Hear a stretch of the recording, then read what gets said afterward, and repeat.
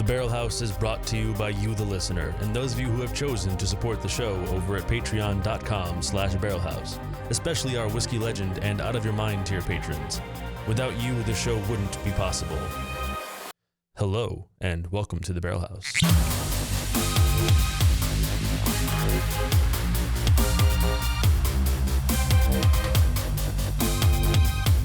Hello, and welcome back to the Barrel House. I am your host, Joe Kane, and today we are very lucky to be joined by the illustrious Jason from Smoking and Drinking in Space, my good friend and a cutie to boot. Jason, thanks for coming on. Okay, so you're overselling me. I don't know that this is a great thing that you have me on your show.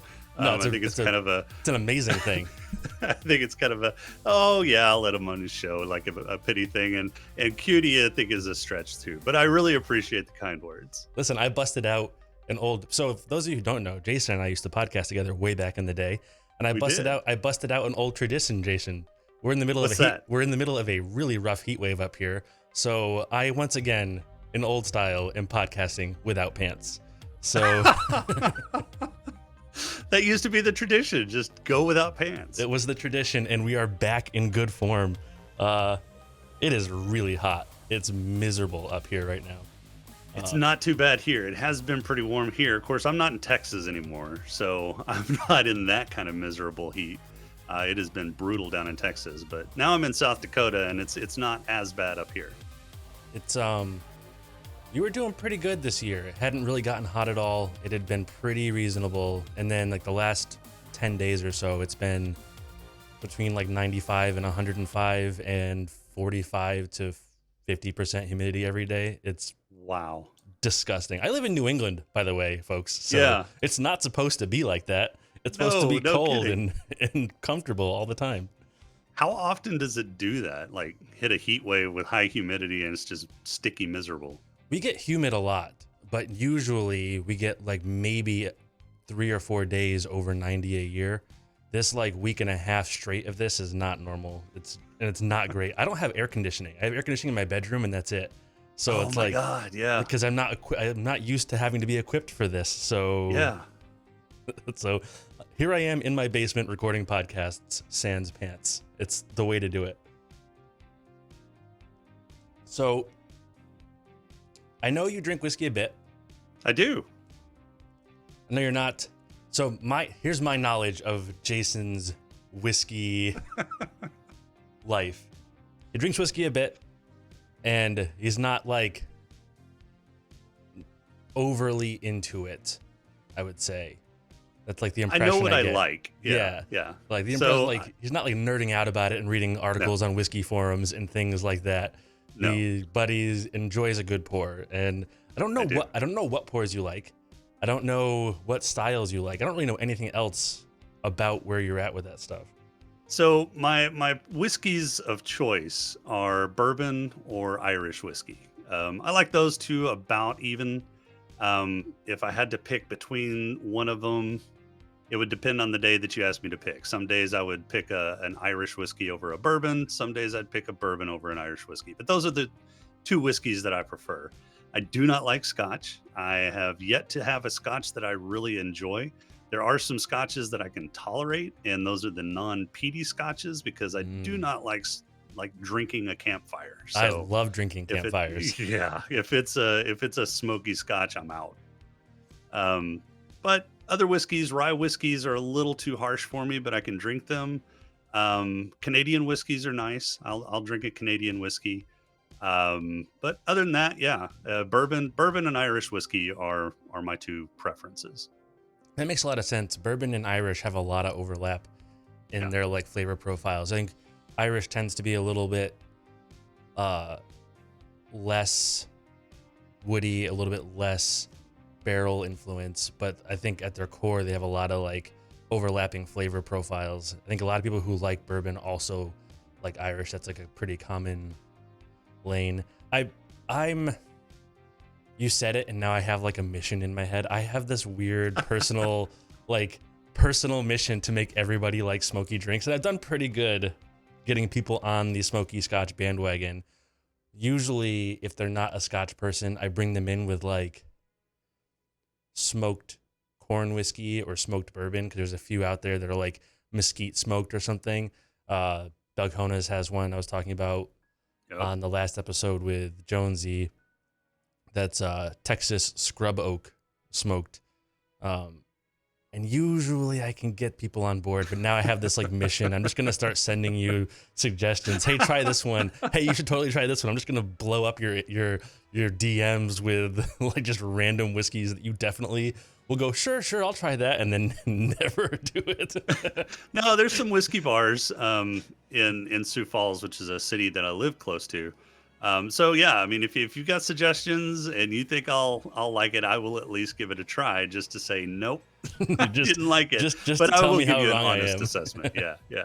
No, I will give it an honest assessment, and if I do like it, I'll admit, yeah, okay, I found a Scotch that I like thanks to Joe.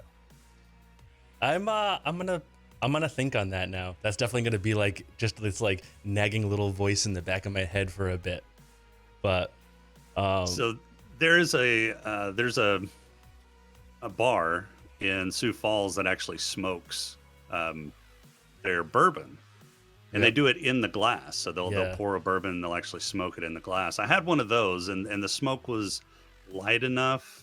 It was light enough in the flavor that it didn't overpower the bourbon, and I did enjoy that. So Yeah, I have a cocktail smoker here that I bought for one of the live streams forever ago, and that's fun to use. But I do think that imparts way more smoke on the smell than it does on the taste.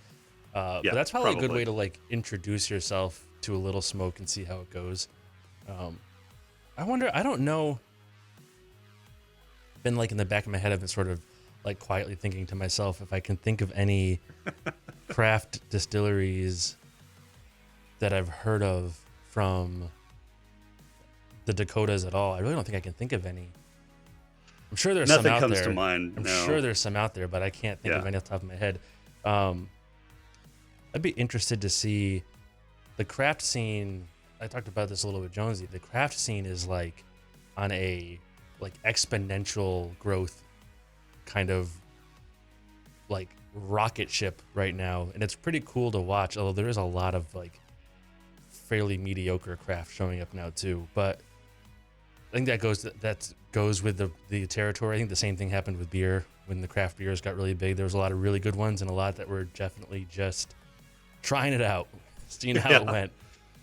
Yeah, and in fact, I've got a couple of craft whiskeys in front of me that I'm drinking during the show. I've started with and they're both Texas bourbons, oddly enough. They're both a couple of bottles of bourbon that I brought with me a couple years ago from Texas. The first one is the Texas bourbon whiskey from Fire Oak Distillery, which is in Liberty Hill.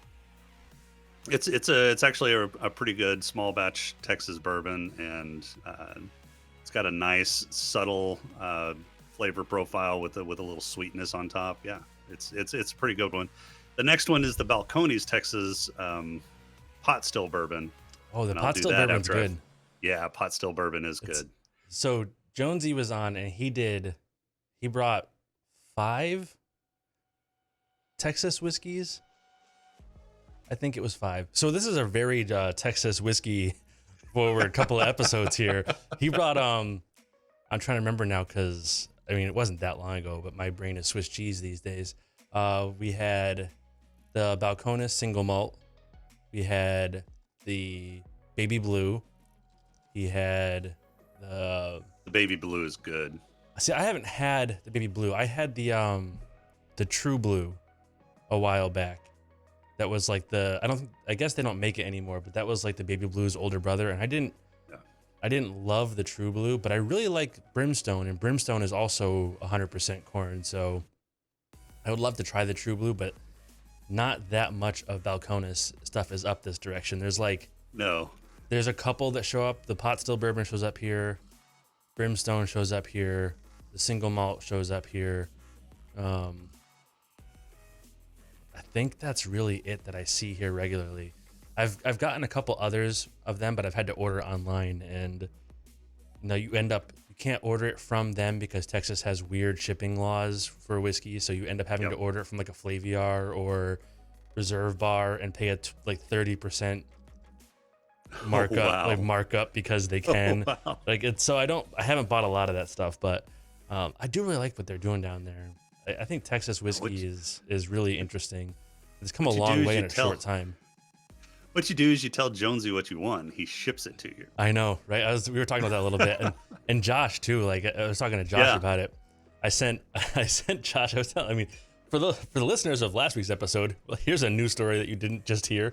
But I was telling him, I sent Josh we did on the other podcast we do, the film appraisers, we reviewed Titanic, which neither one of us is fond of at all. And he went on this tirade about how much he dislikes Titanic. And I found Titanic, the board game, on Amazon. So I bought Titanic, the board game, and I carefully opened the box just to not show any signs of opening it, and took all the pieces out and stuff. And there's like the foam tray in the bottom that has all the like actual like figures you put on the board. And I took the foam tray out and cut a new foam tray and put a bunch of whiskey samples where the pieces went. Oh, nice. And sent it to Nice. him. And then like I sent it to him, and then I thought, oh, this is clever. And then I saw the tracking say it was delivered, and I was like, I really hope he opens it. And then I texted him. I was like, hey, open that box. Don't just throw it away. Please don't just throw that away. Yeah. There's a bunch of samples in there. There's like a 2-ounce sample of a $500 bottle in there. Please don't throw that box away. Please open that box. That would be just the way it would happen though. He would It didn't even occur to me until it was like well on its way. I saw the tracking and I was like, oh, what if he opens that thing and is like, Joe's an asshole, and just throws it away? Oh, that's hilarious. No, yeah, so that's what I'm gonna have to do whenever these two bottles run out, and then I don't get down to Texas, because I don't get down to Texas very much anymore. Maybe once a year, and that's about it. So I'll have to find somebody that I can get to buy this stuff and ship it back up to me, because I want to keep this in my cabinet. Yeah, and there are options. There are like, if you're having a hard time, if you want whiskey, craft whiskey from a state you don't have ties to and you can't easily get your hands on, there are ways to do it, but you got to jump through hoops, and you are going to pay extra money. Usually, there are some pretty decent, like just large liquor store chains that will just ship to you whatever you want from their inventory, but they don't always have the smaller stuff. They have a lot of like, you might get lucky and find the Balcones bottle you want, but likely they have the same 4 Balcones bottles you can get most places. Right. But it's worth a look sometimes too. If you're trying to find something from Indiana or whatever, where you don't have someone to hook you up. Actually, and there are a lot of states during COVID made it really easy for distilleries to direct ship bottles to try to keep them afloat. And that's been pretty great, because the ability to get your hands on stuff that was like exceedingly rare before is just a couple of clicks away. Even the Scotch tariffs and stuff changed in a way where you can just buy Scotch online direct from Scotch distilleries and have it shipped to your house now. Really? Yeah, which is like wild to think like, like one of my favorite bottles is the Octomores, and I used to have to every year go looking for them, and then undoubtedly end up paying $50 to $60 more than MSRP on it to get it, because they're not super common in the States. Right. And they only do 20,000 bottles or so of each release, so it's not like they're super common anyways. Now you can just go on Brooklotic's website and buy it, and then pay $30 shipping and have it arrive at your house. Wow. It's a bold new world we live in. Yeah. It's like things have changed so much so fast. South Dakota is not one of those states that it's easy to ship liquor into. I also drink a lot of wine, and I had a wine future that I had bought into several years ago before I had moved to South Dakota, and it was 3 bottles of Bordeaux. And I had been here maybe 6 months, not even probably that long. And they started shipping out these futures. Well, you can't ship wine into South Dakota. And so whenever I updated my address, they said, we can't ship this to you. So I had to use somebody else's address in a nearby state, have it Oh, shipped to them, and then have them ship it back to me. So it ended up costing me, you know, $30 extra to get the wine futures that I'd paid for like 5 years before. I mean, $30 isn't the end of the world, but what a pain in No, the ass. yeah, it's a huge pain in the butt, and What then a and that pain in the means butt. that unless I can find the wine that I want in the state, I'm not going to be able to ship it in except through a third party, like a proxy. So yeah, it's a huge pain in the ass. Yeah, so I wonder, is that a state where you can have stuff shipped to your local liquor store? I know some states that's the way they want you to do it. Yeah, I'm sure you got to pay them, but I know in some states you can bring whatever you want in, but it's sort of like with guns, you have to have it shipped to a uh, licensed retailer, and then they can give it to you. Maybe I haven't checked into it that much, so but yeah. Still, just unnecessary hoops. I mean, Oh yeah, yeah. it's a beverage, folks. Can we cut back Right. on the ridiculousness? It's a beverage. Well, and I think that has to do with like distillers, you know, kind of greasing the palms of politicians to put these laws into place. Distillers or distributors. Probably a lot of distributors. Yeah. Yeah, I bet distributors have a huge stake in trying to not get cut out, right? Like if you're doing direct ship from liquor from distilleries or from wineries or whatever, there's a whole distribution chain getting cut out of the loop, and I'm sure they're not real happy about that. Right. But it's so another question I had, I just popped into my head here. Something I wanted to ask you. Your preference, so you're bourbon, Irish, not really Scotch, rye if Nope. you gotta. Are you Yeah. like a neat guy, an on the rocks guy? You more of a mix it guy, or are you like a whatever the mood strikes me kind of? I prefer my whiskeys neat. If it's a lower grade whiskey, like maybe a Maker's Mark or you know something that you can sip on, but it's not a really high grade whiskey, I might do a rock, like on the rocks type thing. I'm not really a cocktail guy, although I'll have a Manhattan every once in a while. Um, I'll do a whiskey and Coke every once in a while. Yeah, so I'll do a mixed drink every once in a while. Cocktails very rarely, but yeah, I prefer my whiskeys neat. I like it. My kind of guy. I like. I will do on the like I'm having mine on the rocks today because it's so hot. I just want something Yeah, cold in my mouth. Uh, and I'll do an old fashioned. And outside of that, that's I mean, on rare occasions I'll do like a whiskey and Coke or like a Jameson ginger or something like that. If I'm right. especially if I'm like at the bar looking for something and I want something to drink and it's, you know, $18 for a neat pour of whiskey or Right. $6.50 for a Jameson and ginger. Going for the Jameson and ginger. Yeah, yeah, Like it's just the way it is, you know, but typically just neat. yeah. I prefer mine neat. I want to taste the whiskey. I mean, if it's a good whiskey, then I want to taste it.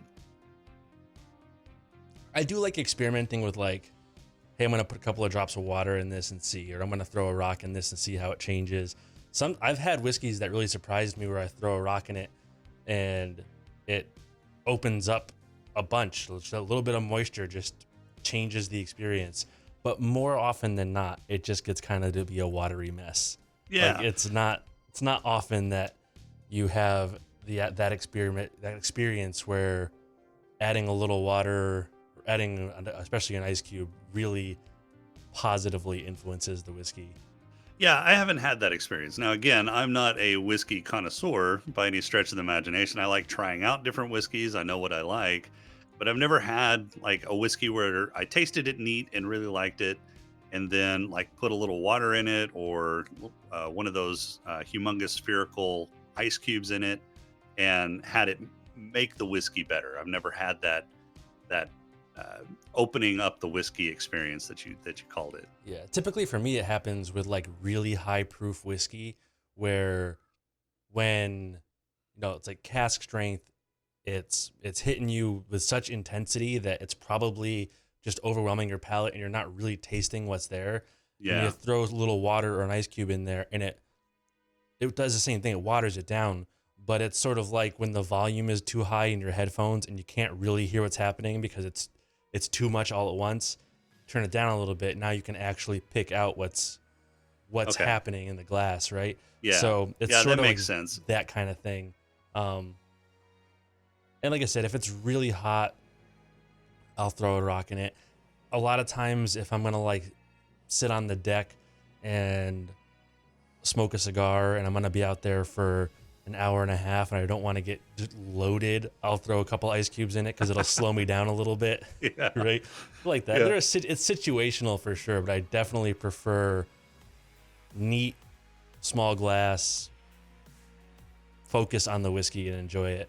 Yeah, and that makes sense with the higher proof whiskeys. That yeah, because and I don't like higher proof whiskeys like cask aged. Like the bourbons, they get up to what 80 or 9 or what is a cask aged bourbon proof? It depends a little. Like the highest proof I have in here is I have one that's like 71% alcohol by volume, so 140 proof. Yeah, That's the highest one I've gotten here, and it's a Jack Daniel's barrel proof offering, and it's honestly sort of offensive to drink neat. I yeah, mean, and I drink a lot of real high proof whiskeys, and it is rough. It's hard to yeah. drink. Yeah. And that's why I don't like them is because they're so rough. They burn so hard going down that you don't taste the whiskey. You just taste the alcohol, and you're like, it's just burning all the way down to your stomach. So I can see that maybe adding a little water, maybe adding some ice will help kind of dilute that roughness going down, and you can actually taste the whiskey. Yeah, and I mean, I do like higher proof. I think the sweet spot for me, proof wise, tends to be in the like 60-ish% range, like somewhere around 120 proof, a little higher, a little lower. I'm usually okay with. Much higher than that, I start to get to the point where it's like, this is a bit much. This is no longer like a casual experience, and Right. much below. I'm gonna say much below like 50. It starts to taste like a lighter flavored whiskey to me. Like I start to get to that point where the density of the pour. Not always. I've definitely had some like 45%, 40%ers that shocked me with how much flavor were in them. But I feel like you get below 95, 100 proof, and it's a lot of like, oh, this is a mass-produced whiskey that they watered down to the minimum to make sure they got the highest yield, and they were not they're not thinking entirely about taste as much as yield in this decision. So, like I said, there are some that I do think are really good in that range, but I think most of the sub 100 proof whiskeys I've had have been a little like, yeah, it's fine, it's okay, it's good. Well, both of these that I'm drinking now are like 46, 48 proof. No, so the Texas bourbon whiskey from Fire Oak is like 48 proof, and the pot still is 46. So, Yeah, those are both like just a hair below that 50% range, right? I think that's probably, I think those are probably both a hair on the low side, but also they're Texas whiskey, and Texas whiskey tends to be like incredibly dense because of the climate there. So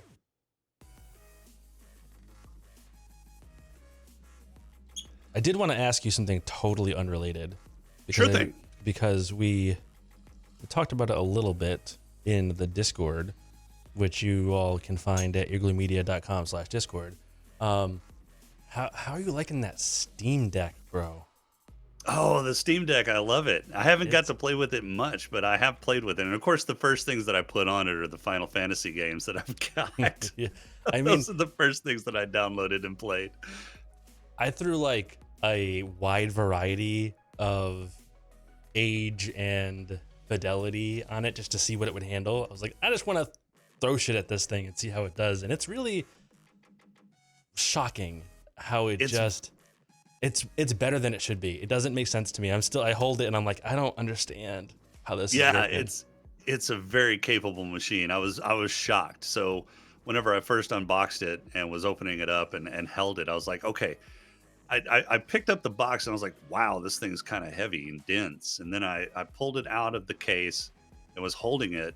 I was like, yeah, this thing's got some heft, but it feels good. Just the width of it and how It's a it good sits in form your factor. hand. The controls are Yeah, nice. I was worried about the placement of the buttons all being high because of those trackpads, but yeah, it's not bad. It's no. comfortable. Yeah.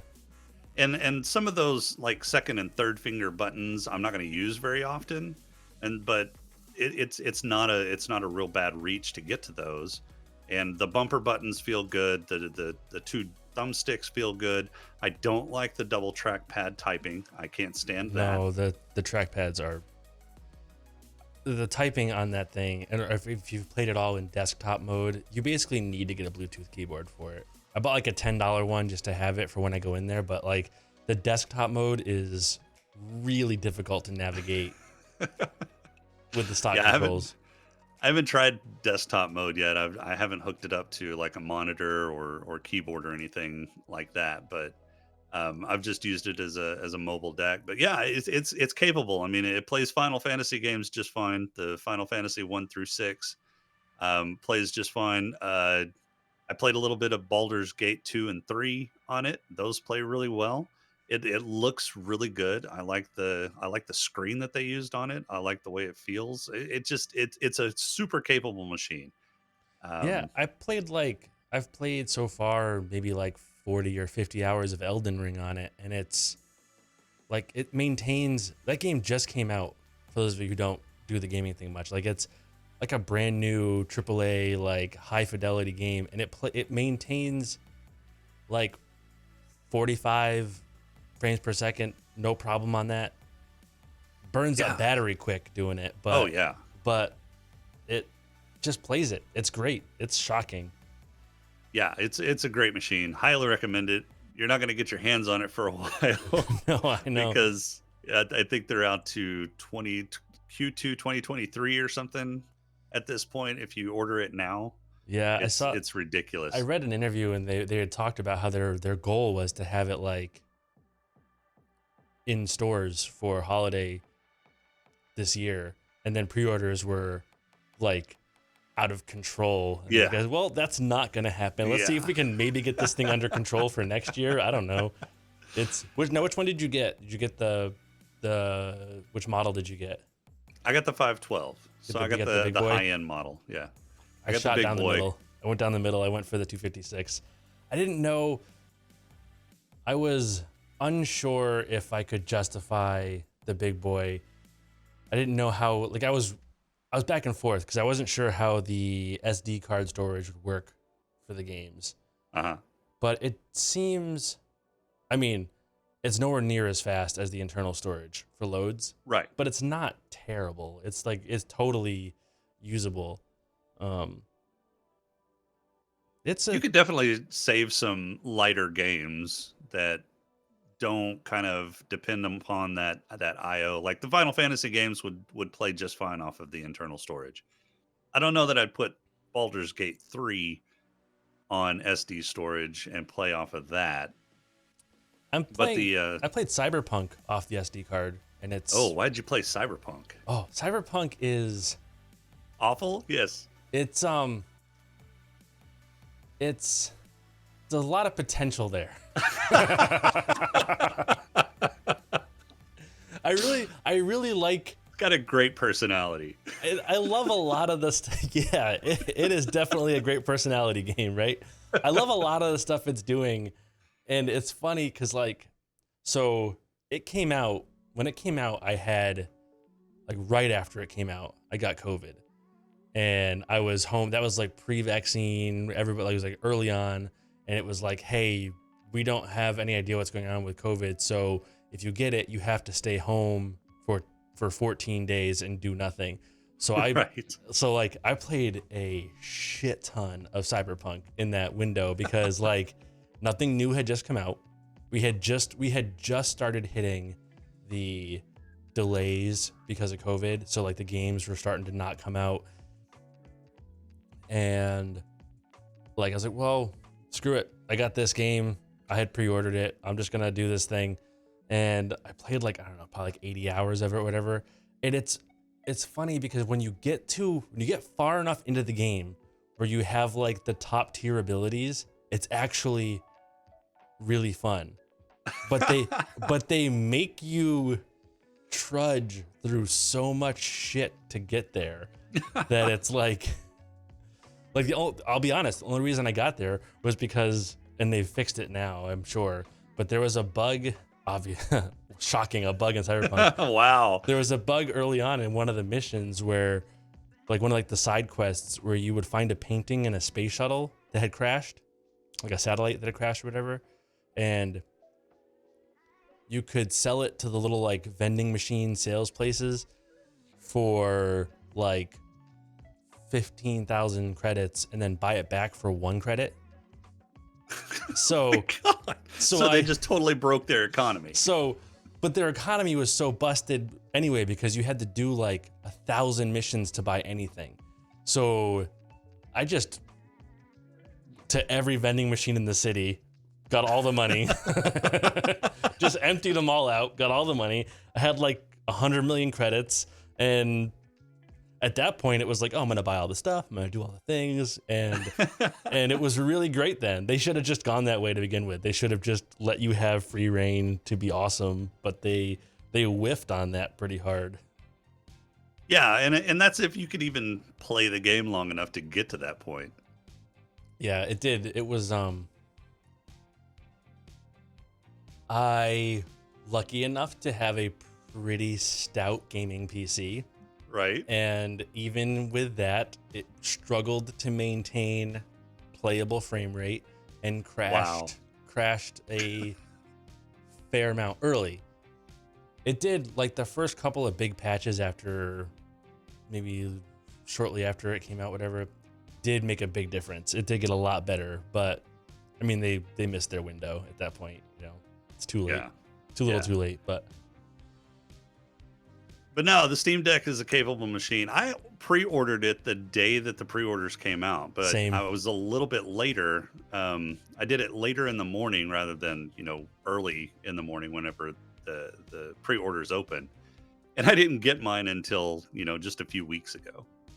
And they've been shipping for months now. Yeah, so my pre-order went in 27 minutes after the pre-orders went up. I checked, you could look at the time lapse, right? 27 minutes after pre-orders went up, my pre-order went through, and that was entirely because I was refreshing the page because it was crashing. I was there the minute of, and that 27 minutes made mine come in at the beginning of June, like the first week of June. I got mine, and they started shipping them in February. Yeah, it was February, March, somewhere around there. It was wild. It was amazing. Wild success, and I'm excited for what that means going forward. And honestly, I haven't touched my Switch since I got it. I can't imagine ever wanting to again. Yeah, I mean it's just it makes the Switch look like a baby's toy at this point. Yeah, well, the Switch was like 2-year-old technology when they made it. Yeah, which was fine for Nintendo first-party games, but now the Switch is like 5 years old, which makes the tech that makes it run 7 or 8 years old, and it's like, I don't know what they're doing. They needed a rev or a replacement by now. Like it's too far gone. It can't run anything anymore. Yeah, I thought about getting a Switch several years ago just because I didn't have any real mobile gaming devices. I was still playing off of just out of fun and nostalgia. I was still playing my PSP, and I was like, PSP was good. Oh yeah, it got PSP a bad rep, awesome. But it was good. The Vita wasn't bad really either. Good. They just got screwed on the games and the marketing, but they were both good pieces of hardware. Yeah, they really were. I've still got the original PSP 1000, and it's still rocking. Fortunately, cross my fingers, the battery is still decent on it, and so it'll still hold a charge for a while. It hasn't expanded or ballooned out and popped your screen out yet. yeah. So it's still rocking strong, and I've still got plenty of games, and I've jailbroken it, so I can do all sorts of stuff with it. So if it's got CTF on it, it's still very capable hardware and it's still fun to play a lot of those games. But yeah, I was thinking about getting a Switch, and I looked at the games that were available on the Switch, and I was like, yeah, I'll play a couple of these, but I'm not going to spend $300 on Yeah. something. I'm going to play two, maybe three titles, and then never touch it again. There have been a handful of games I really, really liked on the Switch, but at this point, it just feels so long in the tooth. Um, have you looked at all into like the emulation stuff on the Steam Deck? No, not yet. I haven't Oh, haven't it's looked at that at all. so look into EMU Deck. Emu deck? Yeah, Okay. EMU Deck. It's like a all-purpose script that will run and it uh, emulators for installs the emulators for everything and adds them to your Steam library automatically. So it has like your PSP, your Vita, your PlayStation 1 and 2, your Oh wow. Xbox, N64, GameCube, um, Game Boy Advance. It has like all of it. And then you just um, put your ROMs in a folder on your SD card or whatever, and it'll sort them out and run, and you'll just have it ready to go. It's like a real easy one stop. The only thing I will recommend is if you're going to download a bunch of ROMs and install them, you don't use it comes with a tool called Steam ROM Manager, Uh-huh. which adds the games as game entries, like the ROMs as game entries to your Steam library, which sounds awesome until you realize that, hey, I downloaded this pack of 15,000 ROMs and now my Steam library is 15,000 games long. So I might recommend not using ROM Manager. Yeah, I'll skip that. Thanks. I got a buddy that downloaded this like master ROM pack from some very legitimate website, not like the Pirate Bay or anything like that. And it had like 64,000 ROMs in it, and he didn't think. He ran the ROM manager, and his Steam library was suddenly 70,000 games long. Oh my gosh. My Steam library is long enough as it is. I can't imagine adding 70,000 more games like, to it. What a mess. And like the way Steam works now, if you have a game that you added on so luckily it doesn't add those games to every install of Steam, just that one install that you added the games to, whatever machine you had on. But only way to remove them is to one at a time click on them and remove from library. Oh my gosh. So there's not like an XML file someplace that you can kind of edit to get rid of all that crap. he ended up hard wiping his Steam Deck to make it go away, because the only Oh way my gosh. was to start a fresh Steam install, because he was not going to go through 70,000 Yeah. games. Like, Yeah, there's no way. Oh no man, that chance. would have been brutal. Yeah. Lessons Oh. learned the hard way. Life lessons I learned so you didn't have to. Yeah, man, I'm glad I didn't do it. I would be like really sad about that. Man, there's like there's a lot of like exciting things going on with like game stuff in general, in the direction like the Steam Deck is like a pretty exciting advancement.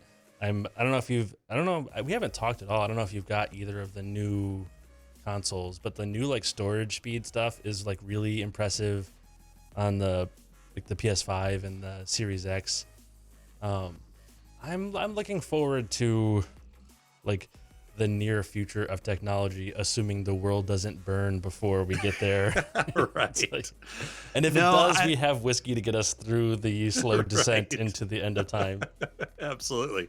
No, I haven't gotten either one of the new consoles. I've kind of eschewed consoles. So I did a massive upgrade to my gaming PC last spring, and I just decided I'm just going to keep up with the gaming PC, because most of the titles that I play are on PC. There's only a few console exclusive titles that I'm interested in, and they eventually make their way onto PC anyway. So Yeah. I didn't see the need to hassle with trying to even get a console, because they're still kind of impossible to get at this point, and it's ridiculous because they've been out for almost 2 years now. I know. I got lucky. I got lucky with those. I like just got them. Like it was. Yeah.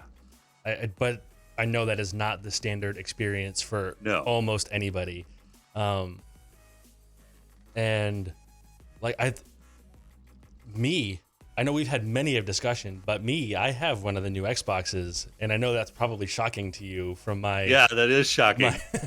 my PlayStation bias. I do still like their first party games more, but what it turned out to for me was like I was paying for Game Pass Ultimate anyway because Game Pass is great on the PC, and yeah, it is. And I just like by chance one day popped on just to check, and you could get the All Access Series X for like $10 a month more, and they had one, and I was like, I guess yes, I'm gonna say yes.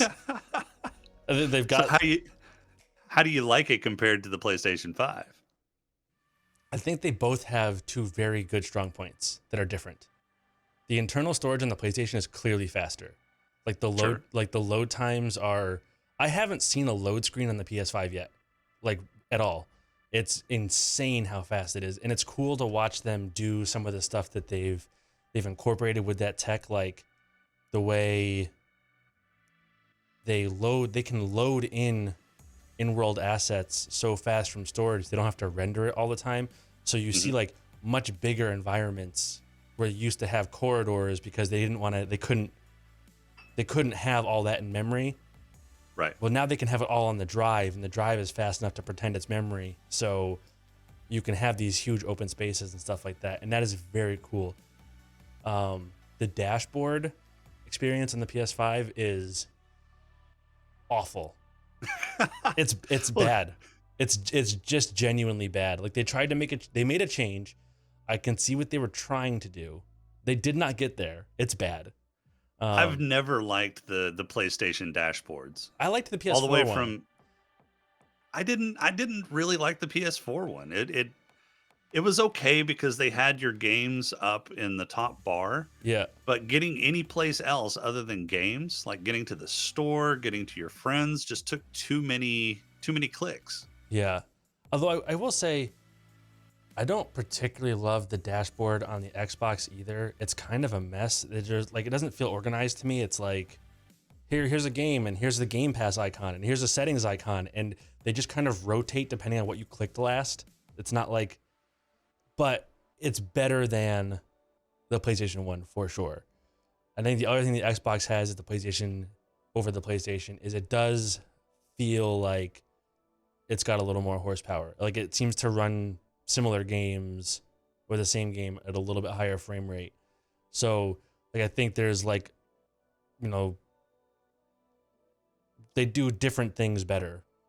Yeah. They gotta do something about that PlayStation dashboard though. The PS5 one, they made bad choices for sure. But I like both machines. I love the controller on the PS5. Although like the weird haptics and trigger resistance and all the stuff that controller does is like shockingly effective. But it's almost in no games. It's only in the first party Sony games, really. The third party developers haven't really embraced that yet. I hope they do because it can make a big difference. Like the PS5 came with Astro's Playroom or whatever, like the pack-in demo for the controller, and it's so effective. Like there's like a jump where he like rears back and he like winds up a spring to jump, and when you pull the jump button down to do it, it feels like pulling a spring, not like inconsistent resistance a spring has, where it kind of like it feels like that in the trigger.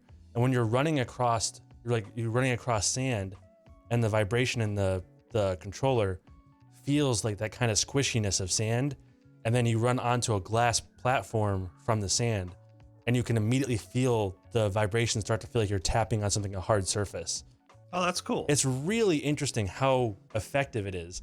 But like I said, it's really only in the Sony stuff so far. And if the third parties could grab it, it could be really awesome, but it's not in much. So Have any third parties integrated it, or is this a little something bit. that they kind of It's okay? a little bit. I wonder To if it's just a pain in the ass to integrate. I wonder if it's a pain in the ass. I wonder how many of these games started being developed early and then were pushed out because of COVID, and they didn't really have that hardware to play with when they started. I Yeah. wonder if this is a thing that'll roll out as time goes on. We'll see. Well, I mean, time will tell, but I think it's a really cool feature that needs to be. It'd be a bummer if it just turns into like another. Hey, the Switch has motion controls on the Joy-Cons and no one uses it.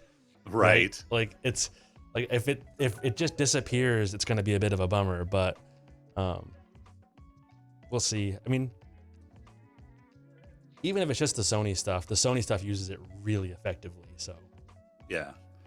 But no, I'm not doing consoles anymore as far as as far as I know. I mean, there might be consoles in the future that are just so compelling I decide to get one, but at this point I'm just keeping up with PC games. Yeah, I've got Xbox Game Pass for PC. It's $10 a month, and it's absolutely awesome. There's a ton of games on there for free, including EA games. And I'm not yeah, a huge fan of EA, but I like some of their who games. is? So yeah.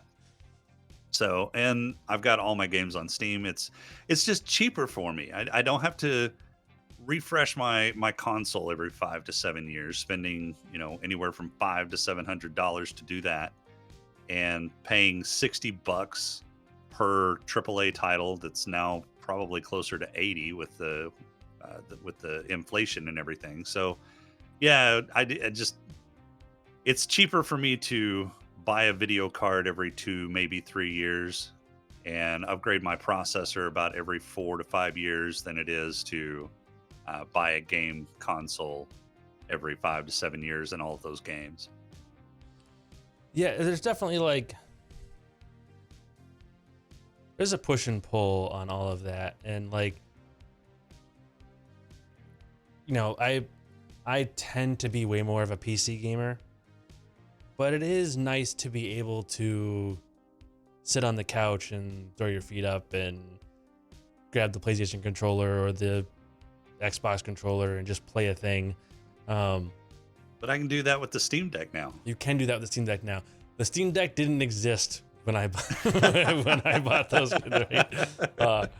It's funny, like we were talking about. Like I'm very certain. I've heard it runs really good, so I'm like really sure I'm gonna pick up God of War on Steam now that that's out for PC and play that through on the Steam Deck. But I am gonna play God of War Ragnarok on the PS5 because I'm not gonna wait 4 years. Right. And I can't. I'm too impatient for that. So that is one thing that I'm going to miss is I played Final Fantasy VII Remake on the PlayStation 4 whenever it came out. And it was during COVID, so that was perfect timing because I had plenty of time. Couldn't go anywhere and do anything. So I burned through that game a couple times. So the second installment is going to be released, I think, next year. I'm not certain about that. I might be wrong about that. Yeah, but it's going to be released in the next year or two. Yeah. And it's going to be on PlayStation 5 exclusively. And I am going to miss that because it won't come to PC for probably another 2 to 3 years after that. So that'll be 5 years after it releases that it'll be, or 5 years from now that it'll, before it comes to PC. So I might have to borrow somebody's PlayStation 5 in order to play that. Isn't that crazy to think about? Like, I was Todd Howard at Bethesda talked about how they're working on. He like vocalized the fact that they're working on Starfield now, and that Elder Scrolls 6 is going to get the attention right after that. They've got that in the works, but it's going to get the full attention after that. And then their next game will be the next Fallout. And I did the math quick in my head, and he's talking about, if you look at Bethesda's release schedule, Starfield's coming out this year. Mm-hmm. Probably means another 5 years anyway till Elder Scrolls 6. Right. And another 5 years anyway until Fallout. We're talking about games in 2034 now. Yeah. Like 2034, that's a number, that's not a year that exists. The human No. race isn't going to make it to 2034. Are you kidding me? Yeah, probably not. They're What are we probably talking about? yeah, we're probably all going to be like swinging sticks at each other by 2034 Yeah, because we will be we've in like regressed. the actual fall of man by then. Like that's like what are we talking about? Yeah, and it's because of these crazy development cycles that games have gotten into. I mean, they're taking anywhere from 10 to 15 years from pre-production until release. It's insane.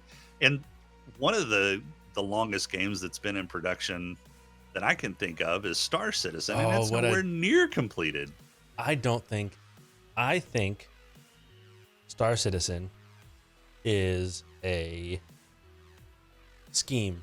It is a money making like it's a scam. Like, listen, all I know is I kind of agree with you. They've been crowdfunding that game for at least 10 years now, right? It's been almost 15. Yeah. Okay. So, and it's not out yet. No, and it's not anywhere. Well, it's out. It's out in like an alpha stage, but it's nowhere near complete. It's an alpha, and I'm curious what the number is. I know at some point, not that long or a few years ago, it's over $500 million. Yeah, it was. Last time I looked at it, it was maybe 7 or 8 years ago, and it was over $300 million at that point. Yeah, they've brought in over $500 million to develop that game, and they've gotten 75 of my own dollars. So I bought into the game back in 2013 or 14. I'm not gonna lie, I look at the stuff and it looks awesome, but then I start thinking about like when yeah, am I gonna be alive to see it? At this point, I don't know if I'm gonna give it my money because I don't know if I'm gonna be alive to see that investment realized. I'll be still playing the alpha, and I'll be retired. That's going to be my retirement right there. Is playing alpha of Star Citizen. This is not a real product, you know. Yeah, no, it does kind of seem like a scam, and they bring in like tons of money every year. So they have these free fly events that you can test out all of the various ships and fly them, and then that brings in just a ton of cash because people want to buy in so that they can fly those ships after the free fly weekend. It's wild. I mean, it's wild. Like the crowdfunding influence on everything has made some really cool, unlikely things happen, and it has also created a lot of opportunities to just get hosed as the consumer, right? Oh, I know. It's dangerous waters. I mean, start thinking about like that Atari console that got crowdfunded, or that who was the Did that thing ever come out? I think it did. I think it finally did, and it was junk. It was trash. And there was like the Intellivision thing that got canceled. Maybe it turned into an NFT thing. Like NFTs are the biggest scam ever. Oh my. Like, I don't know if you just saw Square Enix just announced that they're releasing an NFT platform. It's like, we're done with NFTs. That's not going to happen.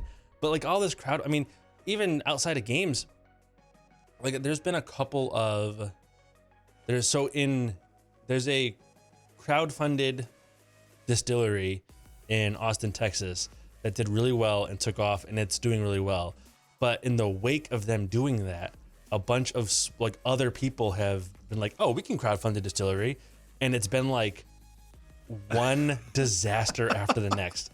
Like the first people that did it, they had good intentions and they wanted a distillery and they worked, and they have a YouTube channel that's very, very popular, and they take feedback on like what the next product should be like. And they really use the crowdfunded fan base as a tool for the production. Everybody else past that has been like, we can just make a GoFundMe or a Kickstarter and then we'll have a distillery, and it's just one giant failure after the next. And it's like, you need to be so careful about crowdfunding, and it didn't used to be. Like the first 20 things I backed on Kickstarter, I got. I backed them and I got them. And then like the last like 5, I think I got 2 of them.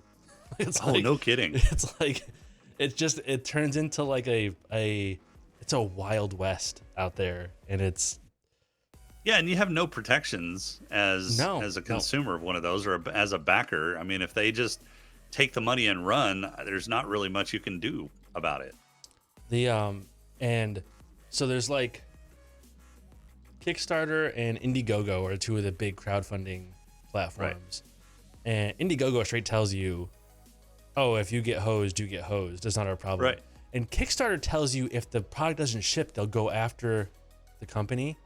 But what they don't tell you is that they don't say they're going to go after the company to get your money back. They go after the company to recoup their losses. Yeah. And you may or may not, because like two of the ones I didn't get, Kickstarter went after them, and Kickstarter got recouped. And I saw it as zilch. I got nothing. Yeah, Kickstarter was like, well, our books are clean, so peace. Good luck. It's like, good luck to you. But you got to be careful, because it sounds like they're gonna go to bat for you, but they're not. They're going to bat for them, and once they're covered, you're on your own. Exactly. Yeah. So it's buyer beware. It's caveat emptor, and that's why I don't do a lot of crowdfunding stuff. All of the crowdfunding stuff that I've backed has materialized, but I do popular things like I backed Double Fine's Psychonauts 2. Yep. I figured that was going to pan out. I mean, they started their own kind of platform for crowdfunding to do Psychonauts 2 with Fig, and then Fig, I guess, got bought out by some financial group. But I figured that was going to back the. There were a couple games. One was Exploding Kittens, and the other was the other one by Matt. There, Exploding the second Kittens card. is fun. Exploding Kittens is awesome. But it was the second card game by Matt Inman. Both of those materialized, which I figured they would, because he's got an actual reputation that he wants to protect. But yeah, I haven't backed anything that hasn't produced. Now, I have backed a few things that took a little longer than what they said. Yeah. I also backed the Homeworld 3 game, which should be shipping later this year, if memory serves. So I'm looking forward to that. But yeah, there's been some stuff that I've looked at that really sounded really cool, and then I thought, there's not a whole lot of detail on how they're actually going to do this. So I think I'll just wait. Yeah, and so I've started early on. I took some pretty big gambles with some fairly expensive Kickstarters. I don't mess with that anymore. Now when I back things, I back things that I'm like, I make the decision, hey, if this doesn't happen and I get screwed, am I going to be okay losing this much money to just nowhere? Like that's like the thought process. Like, am I going to be really upset if I lose this $35? No, it's $35. I'll take the chance because I want this product, but I'm not backing any $300 or $400 things anymore. Like, I'm not taking those chances. That's too much. Yeah, you got to go into it like you go into gambling. It's okay. Right. So I'm going to throw this out here, and if I get the product, great. If not, well, I rolled the dice and I lost, and life moves on. Well, and that's the other thing too, right? So like that distillery I talked about, they used Patreon for their crowdfunding setup. Okay. Right, which maybe not the most traditional way to do it, but that seemed like a good way to do it if you had actually good intentions, right? Because you're not getting a ton of money all at once. You are having people sign on to be with you through the process, and over time, $20 a month, $10 a month, $5 a month contribute to this thing, and then depending on how much you contributed, you would get a bottle or multiple bottles or your name on the wall or whatever the things they did, right? Where like the ones that were like, hey, crowdfund our business on Kickstarter, those were the ones that all totally failed. And I feel like that's probably because it was an influx of money all at once. It wasn't a good plan, and they hit obstacles along the way that they didn't anticipate. And that's a complicated thing. Starting a distillery is any product really on Kickstarter is a complicated thing. I don't think people realize the logistics involved with even just shipping a card game until they do it the first time. Right. So, that influx of money can turn out to be a disaster if you don't know what you're doing. And then it doesn't actually cover, if the money you thought it was going to take to cover launching your game doesn't actually cover it, what do you do? Yeah, I mean, you can't go When back you to the well because there's no more people obviously that want to back your game or your product at that point, and so you're either out of pocket or you're stuck with half a developed product. right, and when you can like seek out loans and stuff, but if you didn't get enough to cover it with the Kickstarter, are you gonna recoup the money to make the loan? Right, Right. like it's I get how it happens, but it does not make me feel any better about backing things. So Right. Yeah. so so buyer beware. Um, hey, listen, before we head out, Sure. um, and again, I really appreciate you being on. This is great. It's awesome catching up. It's been a minute. No, it really was. It's been a I while. gotta get you on Satis or Satix sometime too. You know where to find me. You know Yeah. where to find me. Um, as far as like whiskey goes, Uh-huh. one more whiskey question before we head out. When you do you find like presentation to be important? So I talked about this a little with Jonesy, and I had a conversation with a friend about this last night at a bar. And this thing, something I think I'm gonna like dive into a little more with people. Like personally, I have found that when I serve somebody the same whiskey in a plastic cup and in a fancy glass, and don't tell them it's the same whiskey, they tend to like the one in the fancy glass more. But do you find like when you pick a whiskey, like a fancy label or a fancy bottle or the glass it's served in, do you think the presentation or the story behind it makes much of a difference to you? Or do you really feel like you like your particular lane and that's kind of where you're at with it? Like, how influenced do you think, if you're real introspective on this one, how influenced do you think you are by the presentation?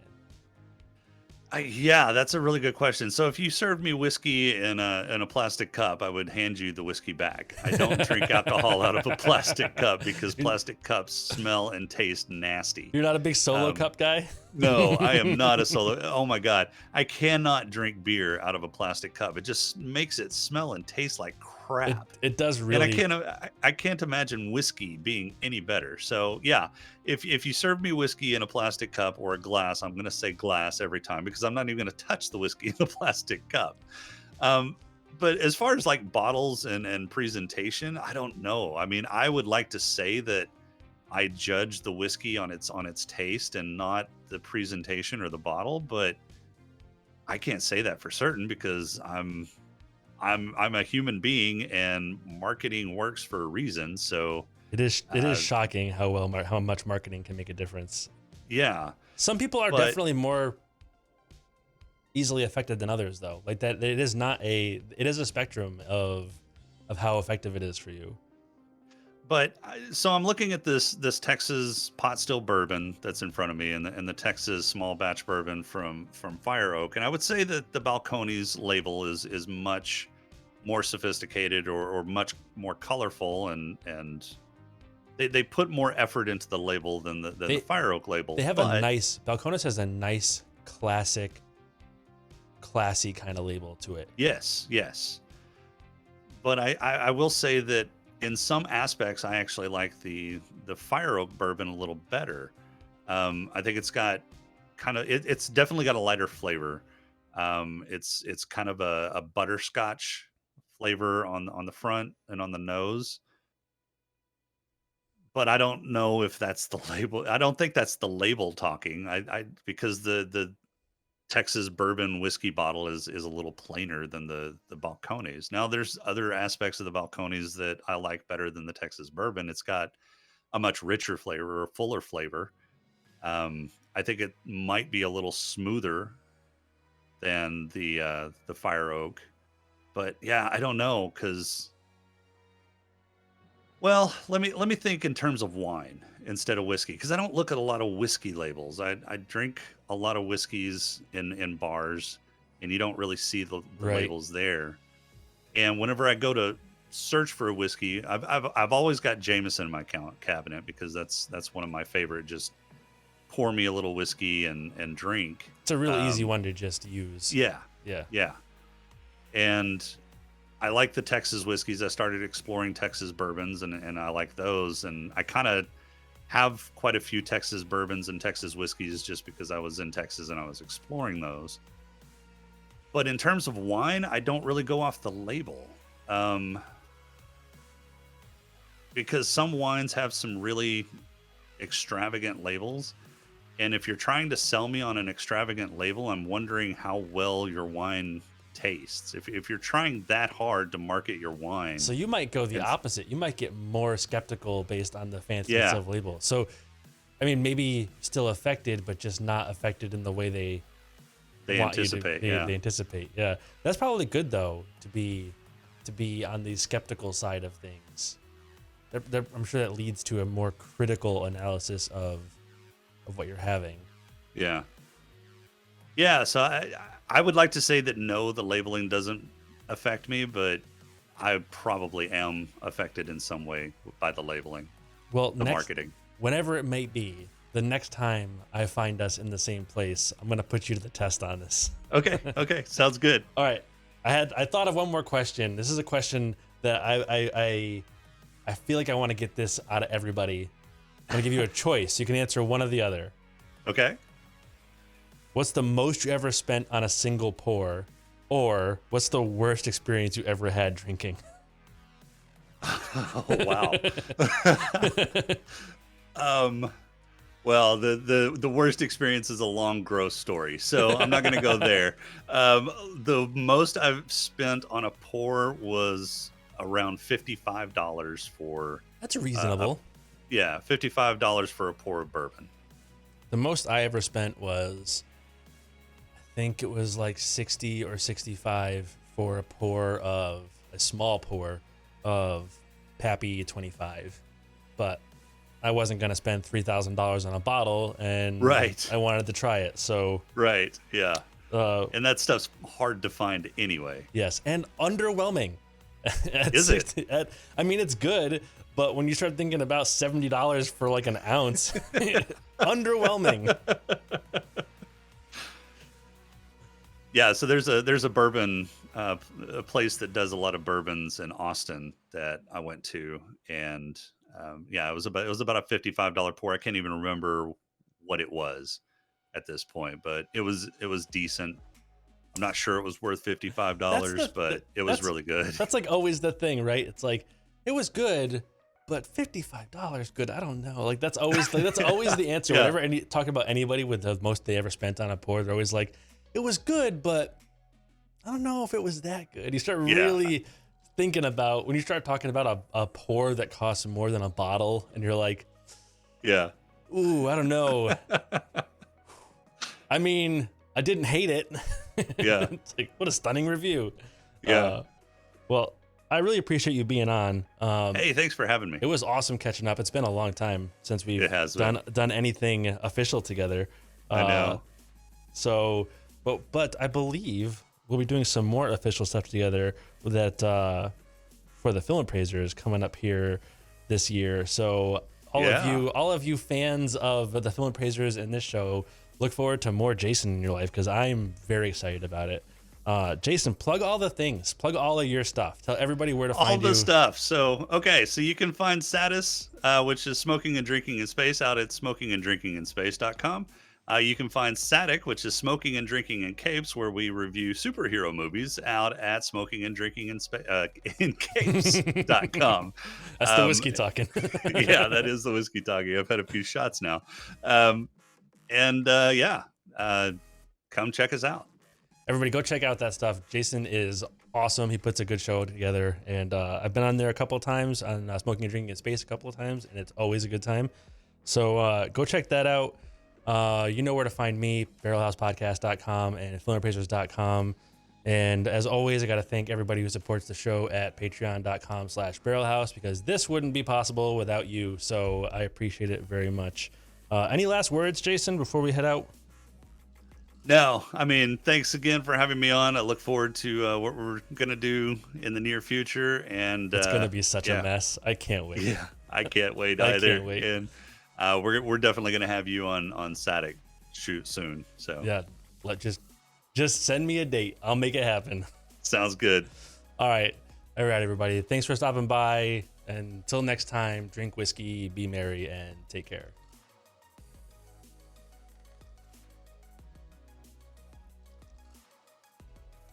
The Barrel House is written, produced, and hosted by Joe Kane, and it's a proud member of the Earglue Media Network. Views and opinions expressed on this show belong only to the mouth they came out of, and as always, please remember to drink responsibly. Slanjava.